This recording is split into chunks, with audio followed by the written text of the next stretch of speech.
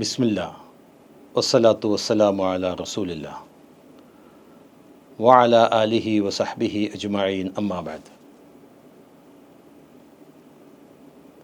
സഹോദരന്മാരെ, സഹോദരികളെ,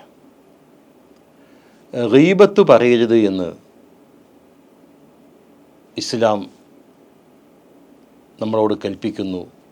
അള്ളാഹുവിൻ്റെ ഖുർആനും പ്രവാചകൻ സല്ലല്ലാഹു അലൈഹി വസല്ലമിൻ്റെ വചനങ്ങളും നമ്മളോട് ശക്തമായ ഭാഷയിൽ അതിനെക്കുറിച്ച് താക്കീത് നൽകിയിട്ടുണ്ട്. എന്നാൽ 6 സന്ദർഭങ്ങളിൽ പണ്ഡിതന്മാർ പറയുന്നു, 6 സന്ദർഭങ്ങളിൽ അത് അനുവദിക്കപ്പെട്ടതാകുന്നു. ഒന്നാമത്തേത് അക്രമം. മദ്ലൂമായ മനുഷ്യൻ തൻ്റെ അക്രമത്തെ സംബന്ധിച്ച് ഭരണാധികാരിക്കോ ന്യായാധിപൻ്റെ മുമ്പിലോ അതിനെക്കുറിച്ച് പറയുന്നത് അനുവദനീയമാണ്. അത് ഗീബത്തല്ല എന്നതാണ്. തൻ്റെ അക്രമത്തിൻ്റെ താൻ അനുഭവിച്ച വേദനയുടെ കണക്കനുസരിച്ച് അത്തരം കാര്യങ്ങൾ പങ്കുവെക്കാവുന്നതാണ്. അത് അനുവദിക്കപ്പെട്ടതാണ്. രണ്ടാമത്തേത്, ഈ ഒരു തെറ്റ് ഇല്ലാതെയാക്കാൻ വേണ്ടിയുള്ള സഹായത്തിന് ഒരു കുറ്റവാളിയെ, ഒരു തെറ്റുകാരനെ ശരിയിലേക്ക് കൊണ്ടുവരാൻ, ആ തെറ്റ് ഇല്ലാതെയാക്കാൻ അക്കാര്യം പറയാവുന്നതാണ്. ഇന്നയാൾ ഇന്നതുപോലെ പ്രവർത്തിച്ചിട്ടുണ്ട് എന്ന രൂപത്തിൽ പറയാം. ലക്ഷ്യം അത് ഇല്ലാതെയാക്കുക, അത് നീക്കം ചെയ്യുക എന്നതിലായിരിക്കണം. അത് അനുവദിക്കപ്പെട്ടതാണ്. മൂന്നാമത്തേത്, ഫത്വ ചോദിക്കുന്നതിന് വേണ്ടി മുഫ്തിയോട് എന്നെ ഇന്നയാൾ ആക്രമിച്ചു എന്ന രൂപത്തിൽ ആവശ്യങ്ങൾക്കനുസരിച്ച് പറയൽ, സന്ദർഭത്തിനനുസരിച്ച് കാര്യങ്ങൾ പറയൽ അനുവദിക്കപ്പെട്ടതാണ് എന്ന് മനസ്സിലാക്കുക. നാലാമത്തേത്, വിശ്വാസി സമൂഹത്തെ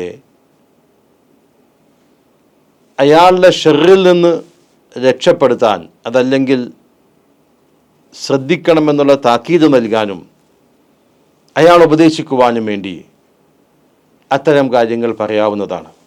അപ്പോൾ ഇതുപോലെ ഹദീസിൻ്റെ കിതാബുകളൊക്കെ പരിശോധിക്കുമ്പോൾ ഹദീസിൻ്റെ റിപ്പോർട്ടർമാരെക്കുറിച്ച് അവരെ കൃത്യമായി വിവരിക്കുന്നുണ്ടാവും. അയാൾ ഇന്ന കുഴപ്പമുള്ളയാളാണ്, ഇന്ന തകരാറുള്ളയാളാണ്, ഇന്ന സ്വഭാവത്തിൽപ്പെട്ടയാളാണ്, അതുകൊണ്ട് ആ ഹദീസ് സ്വീകാര്യമല്ല, ഇയാൾ ഇന്നതാണ് എന്ന രൂപത്തിൽ പറയുന്നില്ല. അതെന്തിനാണത്?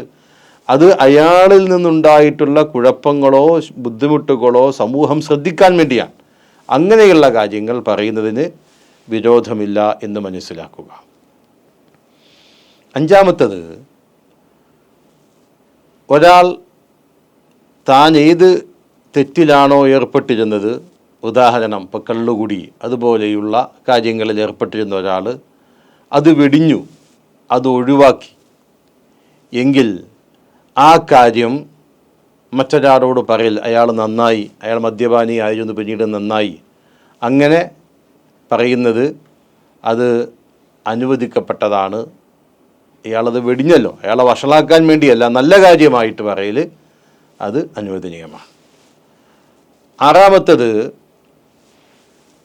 ഒരാളുടെ പേര് ആ നിലക്കുള്ളതാണ് എന്ന് വിചാരിക്കുക. അതായത് അയാളുടെ പേര് അയാളുടെ നാട്ടിൽ അറിയപ്പെടുന്നത് ഇന്നൊരു പേരിലായിരിക്കും. ആ പേര് ചിലപ്പോൾ അയാളുടെ സ്വന്തം പേരല്ല, ആളുകൾ വിളിച്ച് ആ നാട് മൊത്തത്തെ അയാൾ അങ്ങനെ അറിയുള്ളൂ. അയാളുടെ യഥാർത്ഥ പേര് പറഞ്ഞാൽ അറിയില്ല. അപ്പോൾ അയാൾക്കിട്ടിരിക്കുന്ന പേര്, ഇപ്പം 2ാം പേരുണ്ടല്ലോ, നമ്മൾ ഓരോരുത്തർക്കും ഒരു പേരുണ്ടാവുമല്ലോ, അത് അയാളുടെ സ്വന്തം പേരല്ല, പക്ഷെ നാട്ടുകാർ വിളിച്ച് അങ്ങനെ ആയിപ്പോയി, അയാൾ അത്രയ്ക്ക് ഫേമസ് ആയി. ഇനി വേറെ പേര് പറഞ്ഞ അയാൾ അറിയാത്ത രൂപത്തിൽ, അങ്ങനെയുള്ള ഒരു സന്ദർഭത്തിൽ അത്തരം പേരുകൾ പറയുന്നത് അനുവദനീയമാണ്. അത് ഗീബത്തല്ല എന്നർത്ഥം. മനസ്സിലായോ? അപ്പോൾ അത് ഗീബത്തല്ല. ഈ രംഗങ്ങളിലൊക്കെയാണ് ഇത് അനുവദിക്കപ്പെട്ടത് എന്ന് മനസ്സിലാക്കുക. അള്ളാഹു അനുഗ്രഹിക്കുമാറാകട്ടെ. അൽഹംദുലില്ലാഹി റബ്ബിൽ ആലമീൻ. അസ്സലാമു അലൈക്കും വറഹ്മത്തുള്ളാഹി വബറകാതുഹു.